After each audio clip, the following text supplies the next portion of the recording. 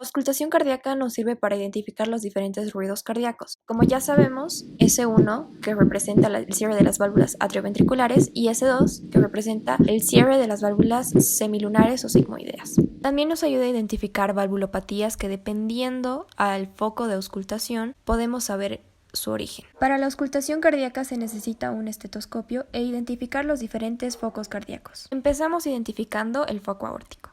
Para esto podemos guiarnos por el ángulo de Lewis, que divide el manubrio del cuerpo. En el segundo espacio intercostal, línea paraesternal derecha, ahí lo podemos encontrar. El segundo foco de auscultación sería el foco pulmonar, que se encuentra en el segundo espacio intercostal, pero esta vez en la línea paraesternal izquierda. Luego tenemos al foco tricuspidio, que se encuentra en el apéndice sifoides.